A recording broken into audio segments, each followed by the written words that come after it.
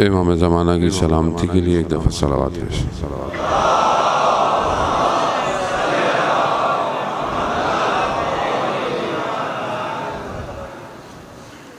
لا حول ولا قوة الا باللہ العلی العظیم۔ حسبنا اللہ ونعم الوکیل، نعم المولا ونعم النصیر۔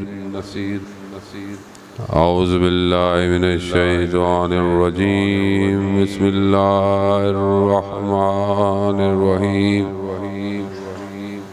الحمد للہ الذی یؤمن الخائفین وینجی الصالحین ویضع المستکبرین ویہلک ملوکا ویستخلف آخرین، والصلاة والسلام علی رسول ثقلین، محبوب رب المشرقین والمغربین، جد الحسن والحسین، نبینا سیدنا بالقاسم محمد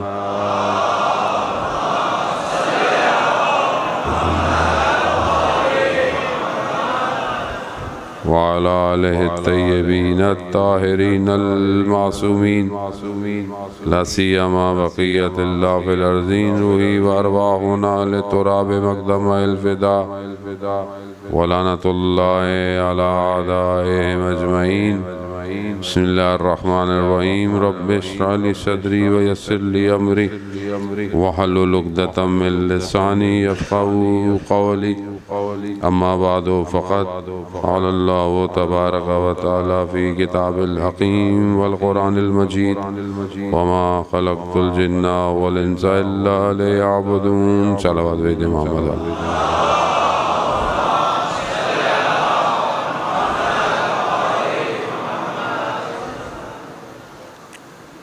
عزیزان محترم، ایام فاطمیہ سلام اللہ علیہ کی مناسبت سے مجالس خانقاہ آپ کی خدمت میں 5 روزہ مجالس میں سے پہلی مجلس کی خدا نے توفیق عطا فرمائی ہے۔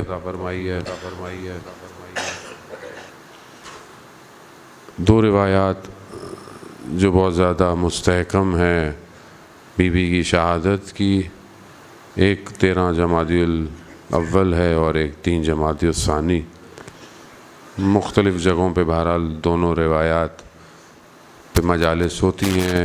ابھی بہرحال پوری دنیا کے اندر یہ سلسلہ جو ہے وہ کہ پہلی سے لے کر دوسری تک مجالس جاری اور ساری رہتی ہیں، اور بعض علماء اکرام کی نگاہ میں جب ایام فاطمیہ بہت زیادہ معروف ہو جائے تو یہ ظہور کی ایک نشانیوں میں سے ایک نشانی ہے، کیونکہ اس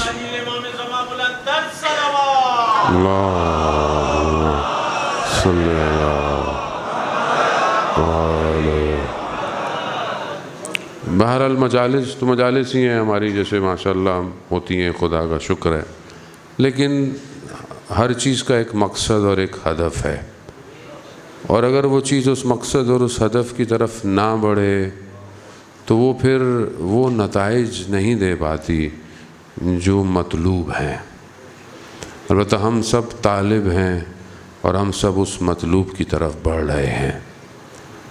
ایام فاطمیہ کا اپنا ایک سٹرکچر ہے، اپنی بحثیں ہیں، اپنی گفتگو ہے، گو کہ جس معاشرے میں ہم رہتے ہیں ہمارے لیے آسان نہیں ہے ان سارے مطالب کو عیاں کرنا، لیکن جتنی بہرحال خدا طاقت اور وسعت دے ہمیں اس کے باطن میں سیر کرنا پڑے گی، کیونکہ یہ بہت امپورٹنٹ مسئلہ ہے کہ ظہور کیوں نہیں ہو رہا اور ظہور کے رکاوٹیں کیا ہیں، کیونکہ جب تک یہ ولایت سمجھ میں نہیں آئے گی کہ جس کو تاریکی میں ڈھانپنے کی کوشش کی گئی اور ایک خاتون نے اپنا کردار ادا کر کے اس ولایت کی روشنیوں کو ہم تک پہنچایا ہے۔ تو اس لیے بہرحال ہم اس وادی میں وارد ہوں اور خدا ہمیں توفیق دے کہ چند دن جو بہرحال آپ کے درمیان میں ہے، بہرحال ہمارے بعد مولانا صاحب عارف شاہ کاظمی بھی آپ کی خدمت میں حاضر ہیں، انشاءاللہ بہتر استفادہ کریں، متصل ہوں۔ اتصال ضروری ہے باطن سے کہ جب ہم اس مقام پہ پہنچیں تاکہ ہم اس وادی کو سمجھ پائیں کہ وادی کون سی وادی ہے۔ دوسری طرف ایک کہ صرف ہم اپنی طرف بڑھنے کی کوشش کریں لیکن اس رکاوٹوں کو نہ پہچانیں۔ قرآن جو ہے وہ جب ذکر کرتا ہے، انسانیت کی بقا کی بات کرتا ہے، تو قرآن اپنے قصوں کے ذریعے سے، اپنی ان واقعات کے جو انبیاؤں کے واقعات ہیں، وہاں پر گھر کی توصیف کرتا ہے، گھر کی تعریف کرتا ہے۔ پروردگار قرآن میں ارشاد فرماتا ہے، مشہور جو ہے وہ آیت ہے فضائل اہل بیت میں کہ فی بیوت، ایسے گھر ہیں کہ جس میں اللہ نے رفعت کی اجازت دی ہے، بلندی کی اجازت دی ہے۔ کتنی بلندی؟ کہا عرش تک کی بلندی کی خدا نے اجازت دی ہے اس گھر کو، اور یہ وہ گھر ہیں کہ جس میں ذکر ہوتا ہے۔ خب یہ کوئی اور گھر نہیں ہے، یہ وہی گھر ہے کہ جس کا دروازہ مسجد نبوی میں کھلتا ہے۔ اب یہ گھر جو بلندی کی طرف لے کے جاتا ہے، یہ وہ گھر جس میں ذکر ہے۔ خب یہ ذکر اور یہ رفعت جو ہے، یہ صرف اس گھر کے لیے نہیں ہے، بلکہ اس گھر سے نکل کر اس نے پورے عالم کو روشن کرنا ہے۔ وہ نور جو اس گھر سے نکل رہا ہے، اس نور نے پورے عالم کو روشن کرنا ہے، اور یہ نور اللہ نور السماوات، اللہ ہی نور ہے جو زمین اور آسمان کا ہے۔ اب ہمیں اس رکاوٹوں کو بھی دیکھنا ہے کہ وہ کون سی رکاوٹیں ہیں جو اس نور سے روک رہی ہیں ہمیں، کون سی چیزیں ہیں جو یہ نور آنا چاہتا ہے لیکن نور کو آنے نہیں دے رہی۔ عزیزان محترم، تاریخ کے اور آگ کو پلٹنا اور کچھ چیزوں کی نشاندہی کر لینا مصداق کی نسبتاً آسان ہے، لیکن اس کے جڑ تک جانا اور اس کی چیز کو سمجھنا تاکہ اپنے معاشرے کے اوپر اس کو کمپیریٹیو اسٹڈی کر سکیں۔ مطلب تاریخ میں یہ ہوا، ایسے ہوا، خوب کیوں ہوا، کیا وجوہات تھیں اور پیچھے کیا ہے جو اس نور کو دبانا چاہتا ہے، کون سی مشکل ہے آخر۔ مطلب آپ تاریخ میں دیں، قرآن کے واقعات اور حدیث اور روایات دیکھیں، جب بھی کوئی اللہ کا ولی آیا ہے اس کے سامنے رکاوٹیں آئی ہیں۔ کیوں اس کے سامنے رکاوٹ؟ پوری سسٹم اس زمانے کا اللہ کے ولی کے مقابلے میں ہے۔ مثلا آپ حضرت موسیٰ علیہ السلام، حضرت موسیٰ، فرعون جو اتنی طاقت رکھتا ہے ظاہری طور پر، اپنے آپ کو ربکم الاعلیٰ کہتا ہے، آسان نہیں تھا۔ مطلب اگر آپ ابھی بھی اسٹڈی کریں، اہرام مصر جو ہیں وہ کوئی آج اس زمانے میں کرینیں نہیں تھیں، کیا چیز تھی، اور جو وزن ہے ایک ایک پتھر کا اس کو ممکن نہیں ہے اٹھانا، مگر اتنی ذہنی فکری جو بلندی پر ایک قوم پہنچی ہوئی ہے، اور پھر اس کا بہرحال ایک ظاہری بادشاہ ہے، سارا سسٹم ہے۔ خوب سسٹم عقلانی طور پر کوئی فارغ سسٹم نہیں تھا، مطلب وہ چیزیں جو بنائی ہیں ابھی تک لوگ کشف کر رہے ہیں کہ عجوبے کیا ہیں۔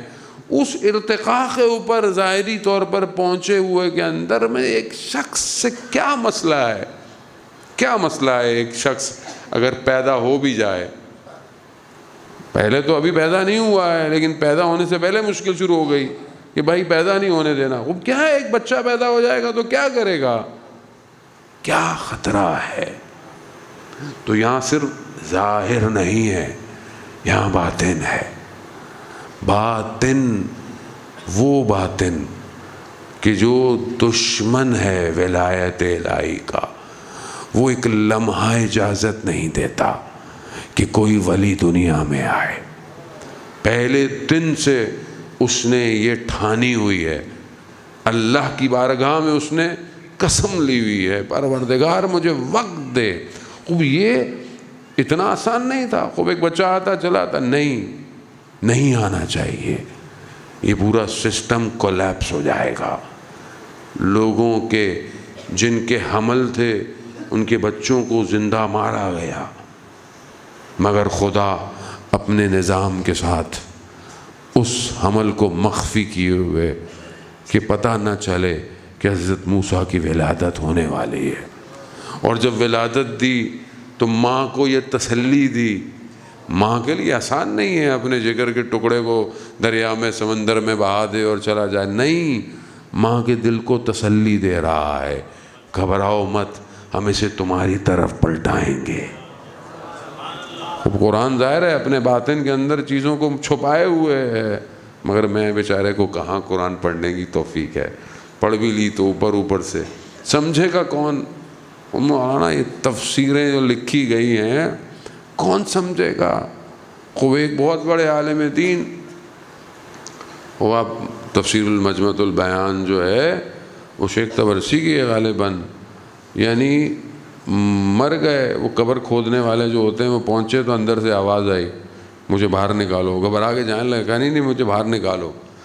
اس وقت خدا کی بارگاہ میں خدا سے مہلت مانگ رہے ہیں کہ اگر میں زندہ ہو جاؤں تو میں قرآن کی تفسیر لکھوں گا، یعنی فرصت زندگی کی ضائع نہیں کرنی۔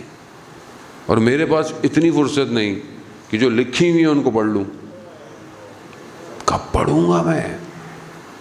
جب آپ نہیں پڑھیں گے تو میرے جیسے ان پڑھ مولانا آپ کا وقت ضائع کریں گے آگے، پھر آپ بولتے ہیں معاشرہ ترقی نہیں کر رہا، معاشرے کے مسائل حل نہیں ہو رہے۔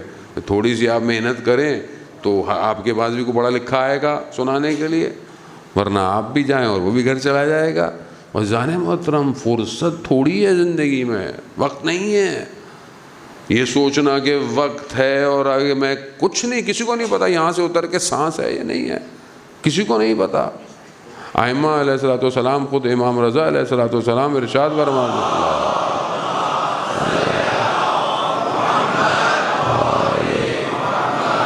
امام فرماتے ہیں کہ میں صبح اپنی ایسے کر رہا ہوں کہ ہر روز میری زندگی کا ایک دن کم ہو رہا ہے۔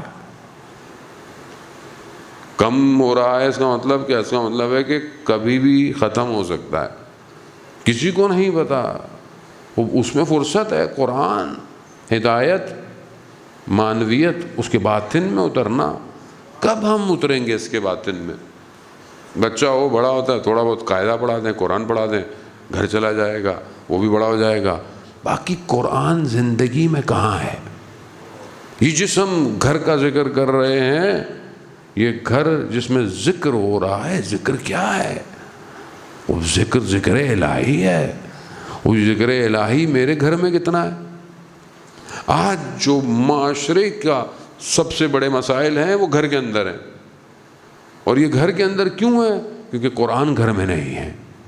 اب آپ کہیں گے مولانا صاحب ہمارے گھر میں تو ماشاءاللہ اتنے قرآن ہیں، مخمل میں لپیٹ کے رکھے ہوئے ہیں، اوپر طاق پہ رکھے ہوئے ہیں، پڑھتے بھی ہیں الحمدللہ، کبھی کبھی مسئلہ نہیں ہے، لیکن قرآن ظہور کہاں کر رہا ہے؟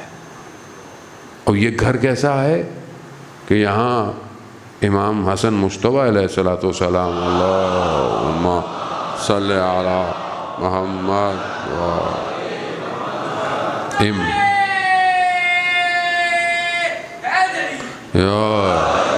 امام جب چھوٹے ہیں مسجد سے گھر آتے ہیں اور آ کر اپنی والدہ کو بتاتے ہیں آج کون سی وحی نازل ہوئی، آج وحی کے بعد رسول خدا نے بیان کیا ساری چیزیں، جبکہ رسول خدا بھی جا کر روز اپنی بیٹی کو بتاتے ہیں، امام علی بھی جا کے بتاتے ہیں، مگر بچے سے بھی پوچھ رہی ہیں کیا ہوا آج سارے دن۔ وہی گھر ایسا ہے۔ کاش میرے گھر میں کھانے کی ٹیبل پہ کسی قرآن کی آیت پہ گفتگو ہو۔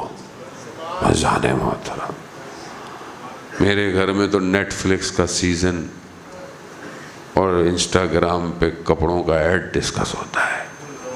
کہاں ہے قرآن؟ میں کہاں جاؤں باطن میں؟ آج معاشرہ ایک دوسرے کو برداشت نہیں کر پا رہا، بھائی بھائی کا دشمن ہے، اور خاص طور پہ ازدواجی زندگی جس فقدان کا شکار ہے اس کی وجہ کیا ہے؟ قرآن نہیں ہے، قرآن کی تعلیمات نہیں ہے۔ خود میں آپ کو نہیں، خدا نخواستہ میں اپنے آپ کو، کتنی تفاسیر کا مطالعہ کیا میں نے ابھی تک، کتنی آیتوں کو تھوڑا سا کھول لیا میں نے، باطن آیات کیا ہیں، میں تو ظاہر بھی نہیں ابھی تک پڑھ پایا۔ بہت تھوڑے سے لوگ قرآن کو پڑھتے ہیں، ماشاءاللہ مجھے خوشی ہوتی ہے بعض اوقات کہ مولانا صاحب نے ایک دفعہ ترجمے کے ساتھ پڑھا ہے، شوق پیدا ہوتا ہے، پھر تفسیر کی طرف جاتا ہے۔ عزیزان محترم، یہ جو ہم جس چیز کے پیچھے بھاگ رہے ہیں، میں یہ نہیں کہہ رہا کہ آپ کام نہیں کریں، جاب نہیں کریں، پڑھائی نہیں کریں، کتابیں نہ پڑھیں، ناول نہ پڑھیں، ہاں پڑھیں، لیکن یہ ساری چیزیں یہیں رہ جائیں گی۔ قرآن کہاں ہے زندگی میں؟ اس گھر میں قرآن نظر آتا ہے، اس گھر کی عبادت میں، اس گھر کے اخلاق میں، اس گھر کے برتاؤ میں۔ وہ عزیزان محترم، چند دن ہمیں یہی تو سمجھنا ہے کہ یہ گھر کوالٹیز کیا ہیں۔ شخص جو ہے وہ نیا نیا مسلمان ہوتا ہے، مسجد نبوی آتا ہے اور آ کر تقاضا کرتا ہے۔ حضرت سلمان فارسی رضی اللہ تعالیٰ عنہ گئے جاتے ہیں لوگوں سے، بہرحال حالات مدینہ کے کوئی بہت اچھے نہیں ہیں، فائنینشل خوب نہیں کوئی دے پاتا۔ جیسے ہی اس گھر پہ آتے ہیں، بی بی کہتی ہیں سلمان سے، سلمان 3 دن سے بچوں نے کچھ کھایا نہیں ہے، سختی کا عالم ہے، مگر کیونکہ خیر دروازے پہ آ جائے تو اسے پلٹانا نہیں چاہیے۔ اپنا لباس دیتی ہیں، جاؤ اسے کہیں قرض رکھوا کر کچھ لے لو، کھجور، اور اس کو دے دو۔ گھر ایسا ہے۔ کیا ہمارے گھروں میں اللہ کی راہ میں دینے کی تربیت ہے؟ کیا میں اپنے گھر میں تربیت کر رہا ہوں اپنے بچے کی ایسی کہ کل کو اگر وہ معاشرے میں دیکھے کہ کہیں ضرورت ہے وہاں وہ دے؟ یا میں اپنے بچے کو بھی مادہ پرست بنا رہا ہوں؟ ایجوکیشن سسٹم تو ایسے ہی ہے، یہ پڑھ لو، وہ پڑھ لو، اچھے نمبر لے آؤ، یونیورسٹی میں چلے جاؤ، ڈگری لے لو، ڈگری کے بعد نوکری کرو، نوکری کے بعد یہ لو، وہ لو، یہ لو، وہ، ختم داستان۔ یہاں گھر کیا تعلیم دے رہا ہے؟ اب اخلاق، تربیت باتوں سے نہیں ہے، اعمال سے ظاہر ہوتی ہے۔ فقیر جب آتا ہے سائل امام حسین علیہ السلام کی خدمت میں،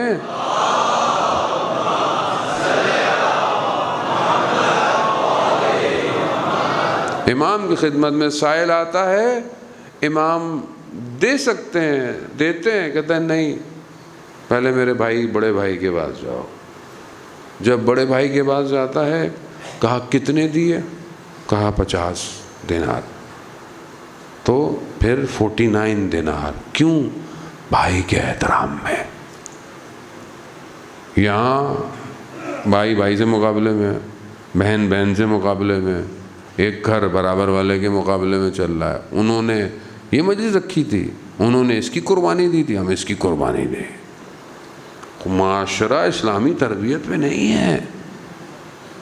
یہاں بیٹی، ایک اکلوتی بیٹی رسول کی، کائنات ان کے آگے، مختلف الملائکہ، ملائکہ کی آمد و رفت ان کے آگے، رسول حبیب کبریا ہیں، یعنی معراج میں حضرت جبرائیل آگے نہیں جا رہے کہ میں آگے جاؤں گا پر جل جائیں گے۔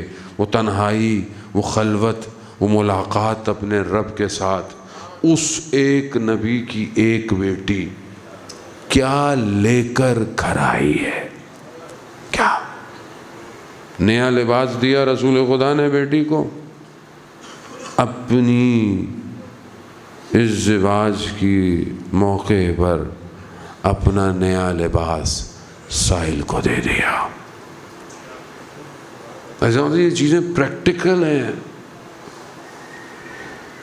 جب رسول خدا نے پوچھا بیٹی نیا لباس کیوں دیا؟ پرانا دے دیتی، پرانا دے دیتی۔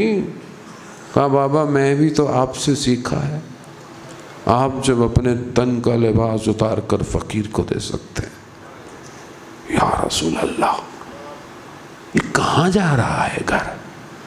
کس کو راضی کرنا چاہتا ہے؟ وہ رضا کہ جس کے لیے پوری کائنات خلق ہے، میرا گھر اس رضا پہ ہے کہ نہیں ہے؟ میں اپنی بیٹی کو کیا بھیج دیں؟ میں کہ اس کی تربیت کیا کر رہا ہوں؟ کیا میں اس کی تربیت کر رہا ہوں کہ وہ گھر سے کیسے جائے، کیا لے کے جائے؟ یہ دینا منع نہیں ہے، منع کوئی نہیں کر رہا آپ اپنی بیٹی کو نہ دیں یا آپ نہ، لیکن اصل کیا دینا ہے اس کو؟ کیا وہ اصل جو اس کے باطن کی تربیت ہے وہ میں دے رہا ہوں بیٹی کو؟ کہ بیٹا مشکلات میں خدا کے دروازے کو مت چھوڑنا، اللہ کی راہ میں اپنی ذات کو گم نہ کر دے، اپنے گھر میں احترام کرنا، صبر اور تحمل کرنا۔ مگر اس گھر سے زیادہ کسی کے اوپر مصیبتیں پڑی ہیں۔ حضرت سلمان فارسی کہتے ہیں کہ ایک ہاتھ سے چکی پیس رہی ہیں، ایک ہاتھ میں بچہ ہے۔ میں نے کہا یا بیوی مجھے دے دیجئے یا مجھے کام کرنے دیجئے۔ اتنی مشکل، اتنی سختی کے مولا کائنات نے کہا کہ جائیے بابا سے کچھ مانگیے، بابا کے پاس جائیے۔ جاتی ہیں کہ مجھے کچھ دے دیں، میرے کاموں کی کوئی مدد کرے، کوئی کام کرنے کے لیے۔ رسول خدا کیا کہتے ہیں کہ بیٹا میرے پاس ابھی ایسی ظاہری توان، یہ حقیقت ہے اس زمانے میں مشکلات تھیں عزیزان محترم، مگر بیٹی میں تمہیں ایک ایسا تحفہ دوں گا جو قیامت تک کے لیے تمہیں فائدہ دے گا۔ کیا دیا؟ تسبیح۔ 34 دفعہ اللہ اکبر پڑھو، 33 دفعہ الحمدللہ پڑھو، 33 دفعہ سبحان اللہ پڑھو۔ یہ تسبیح، کوئی تسبیح کیسے فائدہ دے گی؟ امام جعفر صادق علیہ الصلوۃ والسلام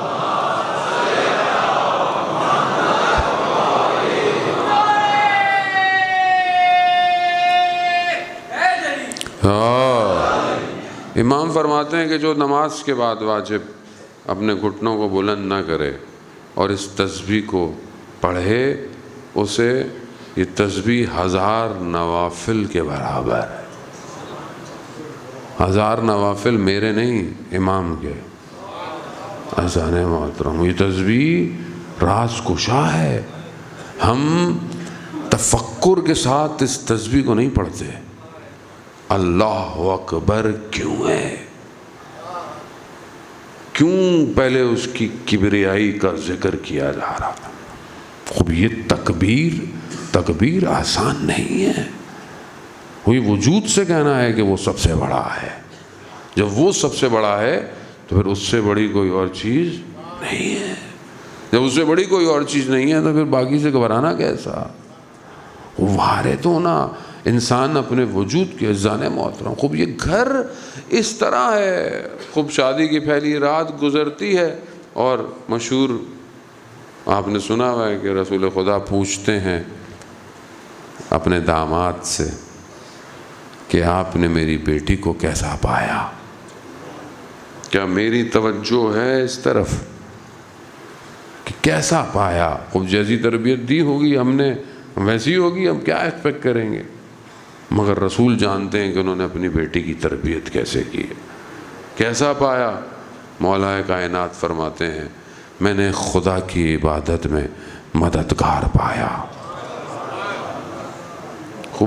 میری زندگی میں عزیزان محترم کیا واقعاً میں اپنی بیٹی کی ایسی تربیت کر رہا ہوں کہ وہ جس جگہ جائے گی خدا کی طرف معاشرے کو لے کے جائے؟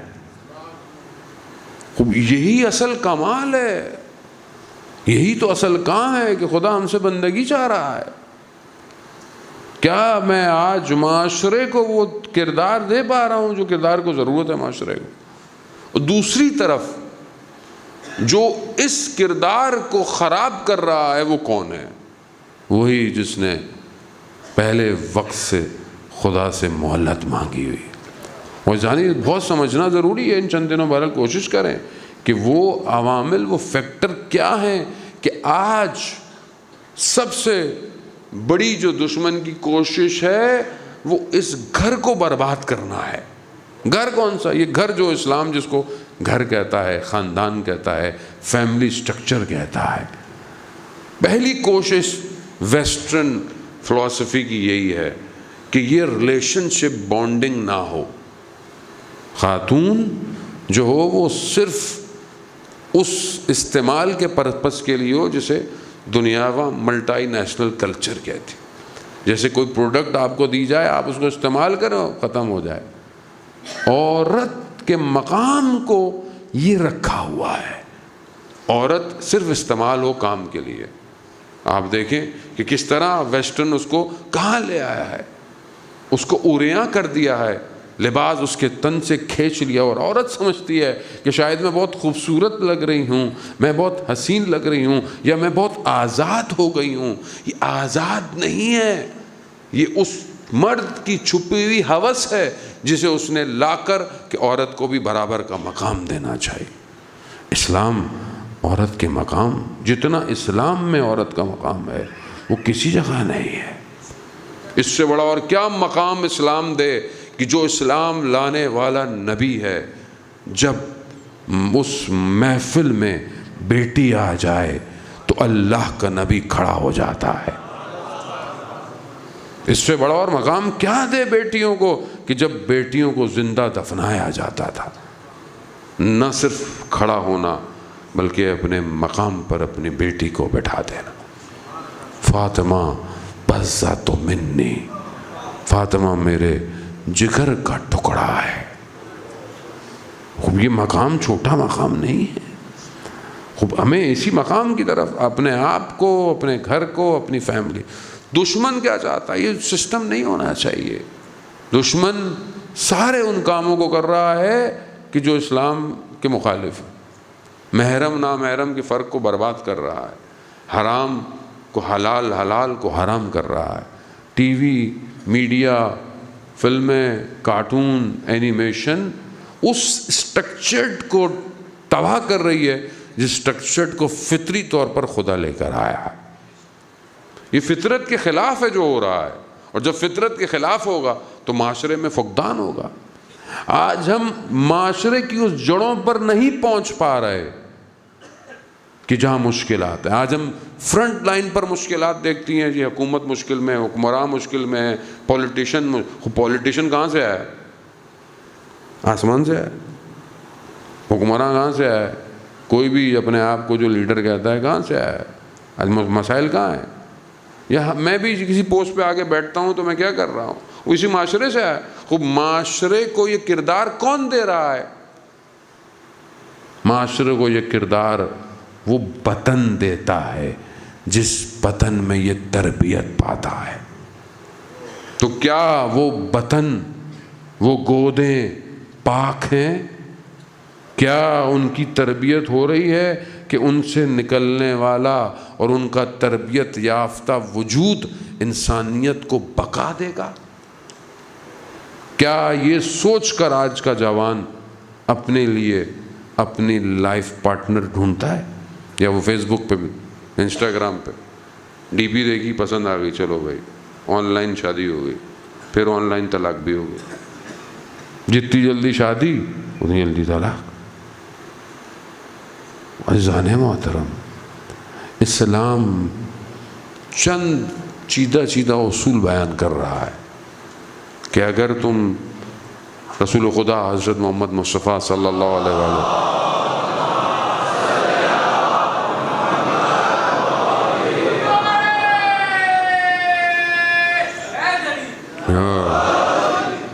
رسول خدا کی ایک حدیث ہے، بہت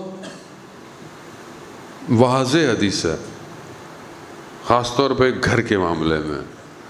پہلا کردار رسول خدا کہتے ہیں وہ گھر بہت بہترین ہے، وہ خاتون بہت بہترین ہے جو شوہر کے وجود کو خوشحال رکھے، اس کی غیر موجودگی میں اس کی اپنی عفت کی حفاظت رکھے اور اس کے مال کی حفاظت کرے جو وہ چھوڑ کے گیا ہے۔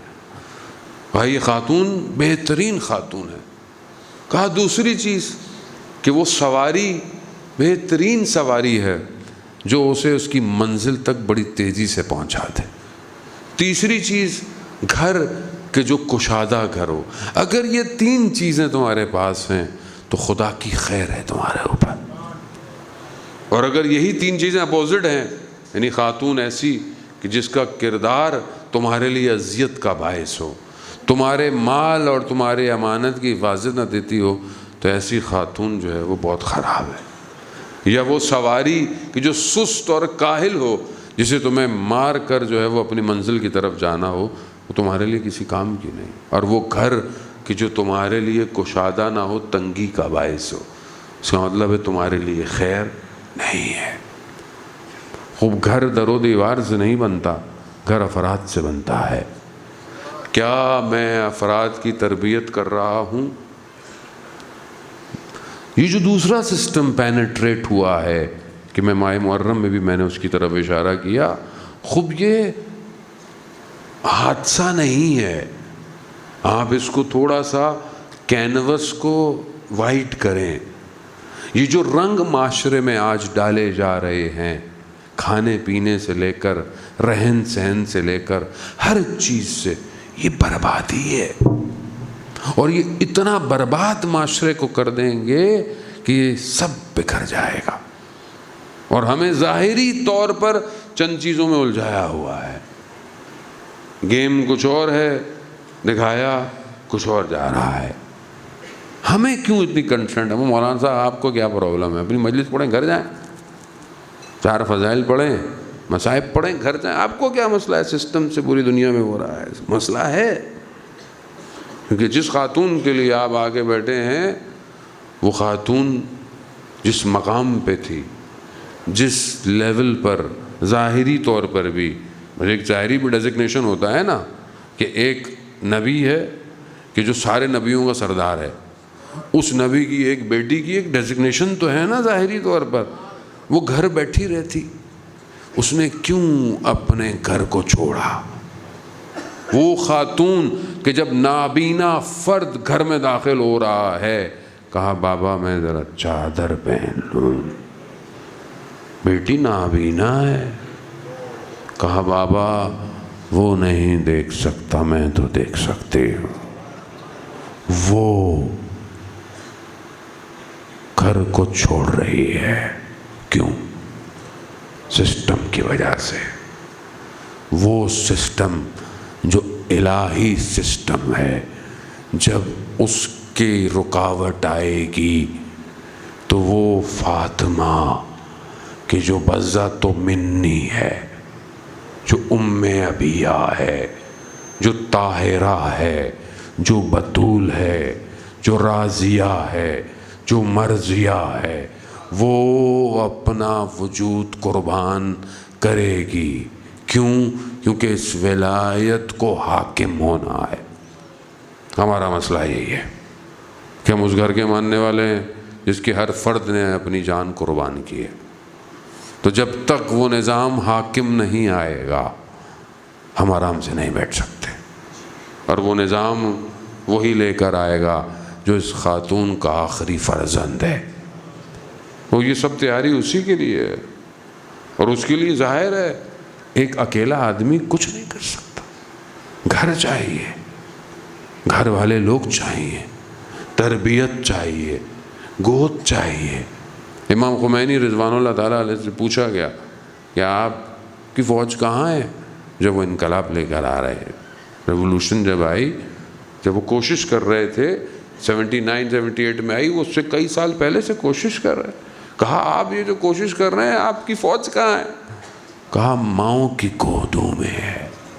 وہ یہی ہوا جب ریولوشن آئی اور جب جنگ ہوئی تو کتنے سال کے بچے تھے؟ 13 سال 14 سال، ماں کی گود۔ ابھی بھی وقت ہے، ابھی بھی اگر ہم تیاری کریں تو آنے والی نسل کو بچا سکتے ہیں۔ نہ صرف نسل کو بلکہ پوری دنیا کو بچا سکتے ہیں۔ ہمارے ساتھ تو جو ہو گیا وہ ہو گیا، اس نسل کو بچائیں۔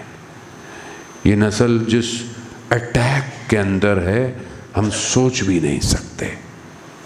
یہ جو سسٹم ڈیزائنڈ ہے ویسے بھی آن لائن کا ہر چیز آن لائن، یہ بچہ بھی آن لائن ہے، پڑھائی بھی آن لائن ہے، اسکول بھی کھل گئے پھر بھی آن لائن ہے، سب کچھ کام بھی آن لائن ہے، خریداری بھی آن لائن ہے۔ یہ حاکمیت کوئی اور ہے، یہ جس طریقے سے اسے کوپ کر رہی ہے،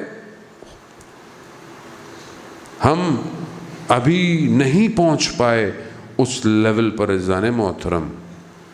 پہلے زمانے میں لوگوں کو کچھ کھلایا پلایا جاتا، داعش میں ویڈیو جب وہ دیکھتے تھے کہ یہ کیسے قتل کر رہے ہیں لوگوں کو، مطلب ان کے اندر انسانیت نہیں ہے، اس کو احساس نہیں ہوتا یہ کاٹ رہا ہے، ان کو گولیاں کھلائی جاتی تھی، ڈاکومنٹریاں موجود ہیں، ساری چیزیں سب آپ کے پاس ہے۔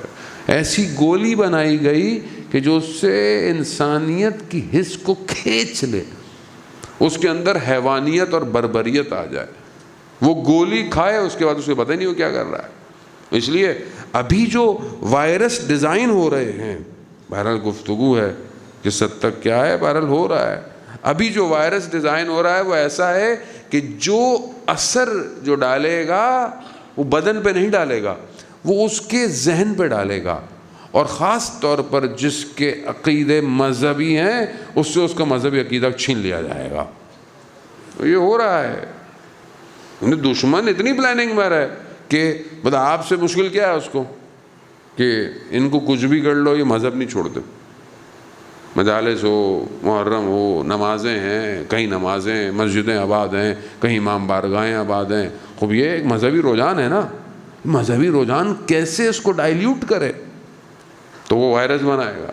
جو وائرس ضروری نہیں ہے کہ وائرس دوائی کے ذریعے سے ہوگی، نا، سوشل میڈیا جو پلیٹ فارم ہے اس کے جو الگورتھم ہے، اس کی جو کوڈنگ ہے وہ اس طرح ڈیزائنڈ ہے کہ جب آپ اس میں انوالو ہو جائیں گے تو وہ آپ کے ذہن کو وائرس کی طرح کام کرے گا۔ یعنی گولی کھلاؤ تو آدمی کیا کرے گا، بربری حیوان ہو جائے، ایپلیکیشن اس کو ایسا کر دیں گی کہ وہ حیوان ہو جائے گا، اور یہ ہو رہا ہے دنیا میں، ہوا ہے یہ دنیا میں ابھی ہونے والے حالات کے اندر، مختلف ملکوں کے اندر جو جوانوں کو ورغلایا گیا ہے وہ انسٹاگرام کے ذریعے سے۔ لیکن ہم ان چیزوں کو ظاہر ہے ہماری اپنی اتنی مشکلات ہیں، ہم باقی چیزوں کو کیا سمجھے دنیا میں کیا ہو رہا ہے۔ وہ کیسے اس نسل کو بچائیں گے؟ ایک ہی حل ہے، قرآن۔ اس قرآن کو اپنے دھاقوں سے نکالیں اور اپنے باطن میں پیوست کریں۔ جب تک یہ قرآنی کردار معاشرے میں نظر نہیں آئیں گے یہ معاشرہ نہیں بچ سکتا، ورنہ ہم ہمسائے کا دشمن، بھائی بھائی کا، بہن بہن کا دشمن۔ یہاں ہر چیز نیگیٹو نظر آتی ہے، گھر کی باتیں نیگیٹو، کیوں؟ کیونکہ ہم دور ہیں عزیزان محترم۔ وہ آئے ہیں بہرحال چند دن خدا نے جو ہمیں دیے ہیں، ہم اس قرآن کی طرف بڑھیں، قرآن کو کھولیں اور تفسیر شروع کریں۔ بہرحال آسان ہے، آج کل سوشل میڈیا پہ اپلیکیشنز ہیں، یوٹیوب پہ ہمارے دوست بھی بڑی محنت کر رہے ہیں، سبیل قرآن، سبیل تفسیر کر کے آپ گوگل کریں، 7 منٹ میں آپ کو ایک تفسیر کا درس مل جاتا ہے۔ کتنا ٹائم ہے ہمارے پاس پورے دن، تھوڑے منٹ اگر قرآن کے لیے نکال دیں خود معاشرہ ٹھیک ہو جائے گا۔ عزیزان محترم، قرآن کو اس کے باطن کی طرف متوجہ ہوں۔ بسم اللہ الرحمن الرحیم، انا اعطیناک الکوثر فصل لربک وانحر انا شانئک هو الابتر۔ رسول خدا کی اولاد نہیں ہو رہی تھی، یہ رسول خدا کو تانے دیتے تھے، مگر جب رسول کو حکم ہوا کہ جاؤ، کیونکہ وہ ادبی معاشرہ تھا، کیونکہ جہالت کا تعلق صرف نالج سے نہیں ہے، پڑھے لکھے لوگ بھی جاہل ہوتے ہیں۔ معاشرے میں کیا پڑھے لکھے لوگوں کی کمی ہے کیا؟ ظاہری طور پر ڈگریوں کی کمی نہ، علمی بلاغت تھی عرب کے اندر۔ جب انہوں نے اعتراض کیا، اور بڑے بڑے شاعر تھے، تو یہ جب آیت نازل کو 3 چھوٹی سی آیتیں نازل ہوئیں، اس کو جا کر خانہ کعبہ پہ جو ہے وہ ٹانگ دیا گیا۔ جب ان فصیح بلیغ ادیبوں نے اس چھوٹی سی بحر میں اس عمیق پیغام کو دیکھا. گو کہ جاہل معاشرہ تھا، لیکن کیا کہا؟ ما ھذا کلام البشر، یہ بشر کا کلام نہیں ہے. اور ہمیں آج تک سمجھ میں نہیں آیا. انا اعطینا کل کوثر، ہم نے تمہیں کوثر عطا کی. عزیزان محترم، یہ کوثر ہی کے جلوے ہیں کہ اگر یہ خاتون نہ ہوتی کچھ نہیں ہوتا. یہ سب کس کی وجہ سے؟ وہ ایک فرزند جو کربلا آیا، وہ نہ ہوتا تو اسلام ہوتا، میں اور آپ ہوتے نہیں. پوری انسانیت حسین کے اس ایک سجدے پر.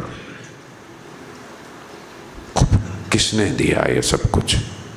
اور جو آنے والا ہے پردے میں، چاہے وہ اہل تشیع کے ہاں زندہ ہے، غیبت میں ہے، اہل تسنع کے ہاں پیدا ہوگا، وہ دونوں کے شیعوں کی تو فرق نہیں، شخص ایک ہی ہے. وہی وہ کون ہے؟ وہ اسی کوثر کا پھول ہے جو انتظار کر رہا ہے. وہ اسی خورشید کی شعاعیں ہیں کہ جو طلوع ہو چکا ہے، بس اپنے آپ کو تیار کرنا ہے. عزیزان محترم، جب آخری وقت ہے حضرت خدیجہ کا، تو حضرت خدیجہ نے چند وصیتیں، چند سفارشیں کی. احترام اتنا ہے حضرت خدیجہ کو رسول خدا کا کہ خود کچھ کہہ نہیں رہے. کتنی قربانی ہے حضرت خدیجہ کی، کتنے احسانات ہیں حضرت خدیجہ کے، مگر اس کے باوجود بھی تقاضا کر بھی رہی ہیں تو رسول خدا سے نہیں، بیٹی سے کہا کہ بابا سے کہو کہ ایک اپنی رضا یا آبا اسی میں مجھے دفن کیجیے گا. سفارش. اور یا رسول اللہ کو کہا کہ یہ میری بیٹی چھوٹی ہے، اس کا خیال رکھیے گا، کوئی اسے اونچی آواز میں نہ پکارے. اللہ، خدا نے حضرت خدیجہ کی باتوں کو، خدا نے خود کفن بھیجا حضرت خدیجہ کے لیے. ظاہر ہے جس نے اپنی پوری مال دولت خدا کے لیے کی ہو، خدا نے اپنی طرف سے. میں کہوں گا حضرت خدیجہ جب تک رسول زندہ رہے آپ کی بیٹی کے اوپر کوئی آنچ نہیں آئے. رسول خدا کا آخری وقت ہے، بستر پر ہیں، دروازہ کھٹکھٹایا جاتا ہے، بی بی اپنے بابا کے سرانے پر ہیں. بیٹیوں کو باپ سے بڑی محبت ہوتی، یہ بیٹیاں جانتی ہیں یا باپ جانتا ہے. بیٹی کا نعم البدل نہیں ہے عزیزان محترم. یہ ہمارا معاشرہ عجیب سا ہے، بیٹا بیٹا کرتا رہتا ہے. بیٹی رحمت ہے، رحمت کا سوال نہیں ہوتا، نعمت کا سوال ہوگا. جس گھر میں بیٹی آئے، اور جس گھر میں امام کی حدیث ہے کہ جس گھر میں فاطمہ نام کی بیٹی ہو، اللہ اکبر. ایک صحابی نے جب اپنی بیٹی کا نام فاطمہ رکھا تو امام نے، چھٹے امام نے کہا خیال رکھنا کبھی اس پر ہاتھ مت اٹھانا. اجرکم عند اللہ. کتنے آپ کے قلب کتنے آمادہ ہیں. اللہ اکبر. عزاداران محترم، یعنی کوئی بھی بیٹی ہو، کسی کی بیٹی ہو، نام ایسا ہے، خیال رکھنا، نام کا تقدس رکھنا، ہاتھ نہیں اٹھانا۔ یا ابن رسول اللہ، مگر امت کو کیا ہو گیا تھا؟ ہاں عزادارہ نے بتاؤ، بیٹی ہے ہی ایسی، بیٹی اپنے باپ کے سرہانے پر بیٹھی ہوئی، دروازہ پھر کھٹکھٹایا۔ ہاں کون ہے؟ کہا بہت دور سے آیا ہوں میں، رسول خدا کی زیارت کرنی ہے، ابھی ان کی طبیعت بہتر نہیں ہے، پھر بعد میں آنا۔ پھر گیا، 3 دفعہ کہتے ہیں دق الباب کیا۔ تیسری دفعہ رسول خدا نے کہا بیٹی آپ جانتی ہیں کون ہے یہ؟ نہیں بابا، ہم ملک الموت ہے، آپ کے احترام میں دروازہ کھٹکھٹا رہا ہے۔ یا رسول اللہ آپ زندہ ہیں، ملائکہ کھٹکھٹائے بغیر نہیں آ رہے۔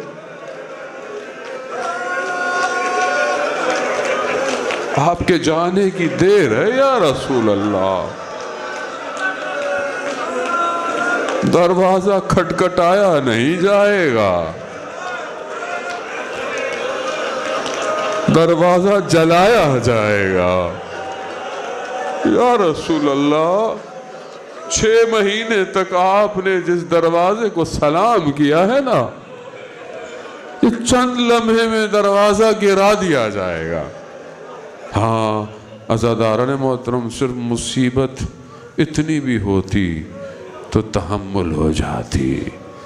ایام ہیں، آپ مصائب انشاءاللہ سنتے رہیں، خدا آپ کے گریے کو قبول کرے۔ عزاداران محترم، خوب یہ آمادہ ہو کر آئیں۔ شاید میں متوجہ نہیں ہوتا کہ یہ میں کس کے لیے آنسو بہا رہا ہوں۔ یہ رسول کی بیٹی ہے، رسول کو بڑی محبت ہے اپنی بیٹی سے۔ رسول نے کہا جس نے فاطمہ کو اذیت کی اس نے مجھے اذیت کی، جس نے مجھے اذیت کی اس نے خدا کو اذیت کی۔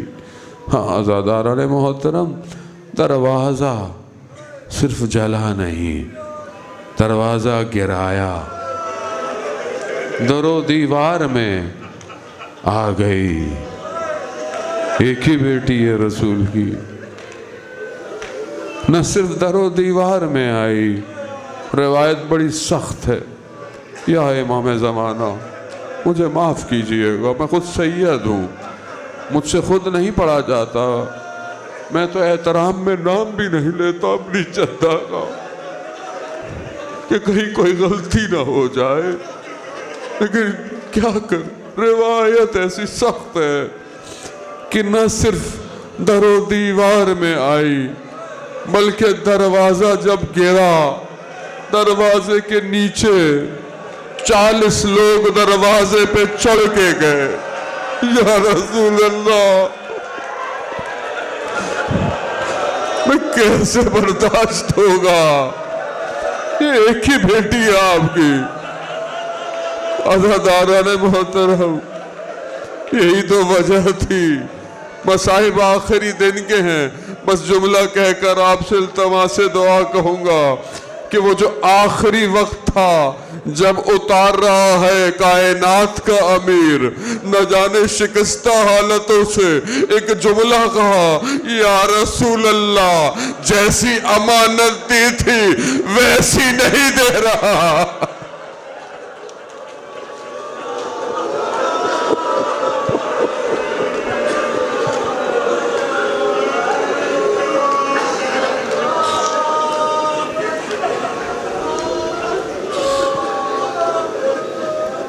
وَلَا لَعْنَةُ اللَّهِ عَلَى الْقَوْمِ الظَّالِمِينَ وَسَيَعْلَمُ الَّذِينَ ظَلَمُوا أَيَّ مُنْقَلِبٍ يَنْقَلِبُونَ۔ پروردگار امام زمانہ کے ظہور میں تعجیل عطا فرما، ہمیں ان کے ناصروں، ان کے مددگاروں میں شمار فرما۔ سیدہ سلام اللہ علیہا کو ہم سے راضی فرما، ہماری ماؤں بہنوں کو ان کی سیرت پر چلنے کی توفیق عطا فرما، ہمیں قیامت میں ان کی شفاعت نصیب فرما۔ پروردگار، معاشرہ آخری زمانہ ہے، فتنے کا دور ہے، ہمیں ان فتنوں میں کامیابی عطا فرما۔ مسلمان جہاں بھی ہیں ان کی جان مال عزت آبرو کی حفاظت فرما، ہمارے وطن عزیز پاکستان کو عزت اور استحکام عطا فرما۔ پروردگار، حاضرین مجلس کی جائز خواہشات کو پورا فرما، بانے آنے مجلس کی ان عزاداری کو اپنی بارگاہ میں قبول فرما۔ پیچھے بھی مسجد خیر العمل کی ٹرسٹ اور جتنے بھی لوگوں نے بہرحال اس مجلس کا میڈیا ساؤنڈ جو بھی بہرحال اپنا کردار ادا کر رہے ہیں، پروردگار انہیں اپنی بارگاہ سے اجر کثیر عطا فرما۔ پروردگار، علماء کرام مراجع کرام کو طول عمر اور سلامتی عطا فرما، بیماروں کو بیمار کربلا کے صدقے شفائے کاملہ عطا فرما، بے اولادوں کو اولاد، مقروضوں کے قرضوں کو غیب سے عطا فرما۔ پروردگار، ہمیں حج عمرہ اور زیارات کی توفیق عطا فرما۔ اللہم ارزقنا زیارت الحسین فی الدنیا و شفاعتہ فی الآخرہ۔ صلوات بھیجتے محمد۔